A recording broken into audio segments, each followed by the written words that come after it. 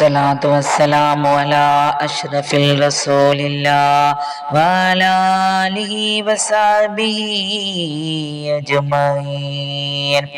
ഏറെ ബഹുമാനപ്പെട്ട ഉമ്മമാരെ, സഹോദരങ്ങളെ, എന്നെ കേൾക്കുന്ന എല്ലാവർക്കും അസ്സലാമു അലൈക്കും വറഹ്മത്തുള്ളാഹി തആല ബർക്കാത്തുഹു.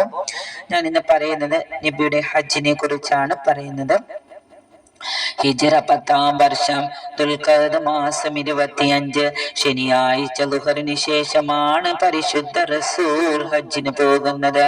ഹജ്ജിന് ഉദ്ദേശിച്ചപ്പോൾ തന്നെ സഹാബത്തിനെ അറിയിച്ചു. എല്ലാവരെയും കൂട്ടിയാണ് നബി സല്ലല്ലാഹു അലൈഹി വസല്ലം ഹജ്ജിന് പുറപ്പെടുന്നത്. നബിയുടെ ഹജ്ജിന് വിടവാങ്ങൽ ഹജ്ജ് എന്നുകൂടി അറിയപ്പെടുന്നുണ്ട്. നബി ആദ്യമായും അവസാനമായും ഒരു ഹജ്ജാണ് ചെയ്തിട്ടുള്ളത്. ഹിജ്റയ്ക്ക് ശേഷം 4 ഉംറയും ചെയ്തിട്ടുണ്ട്. നമ്മുടെ ഹൃദയം കോരിത്തരിക്കുന്നുണ്ട്. അള്ളാന്റെ റസൂലിനോടുള്ള സ്നേഹാധിക്യത്താൽ നമ്മുടെ ഹൃദയവും ആത്മാവും കോരിത്തരിക്കുന്നുണ്ട്. ഇദിയത്തുവ എന്ന സ്ഥലത്തെത്തി നബി സല്ലല്ലാഹു അലൈഹി വസല്ലം ശനിയാഴ്ച അവിടുന്ന് ഫജ്ർ നമസ്കരിച്ചു. അവിടുന്ന് കുളിച്ചു മക്കയിലേക്ക് തിരിച്ചു. പകലാണ് എത്തിയത്.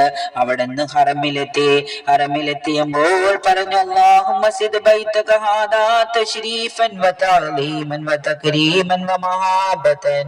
അല്ലാഹുവേ, നിന്റെ ഈ ഭവനത്തിന് നീ ബഹുമാനമേറ്റി കൊടുക്കണമേ അല്ലാ, നീ മഹത്വമേറ്റി കൊടുക്കണമേ അല്ലാ, നീ ഗാംഭീര്യം വർദ്ധിപ്പിച്ചു നൽകണമേ അല്ലാ എന്ന് പുണ്യ നബി പ്രാർത്ഥിച്ചു.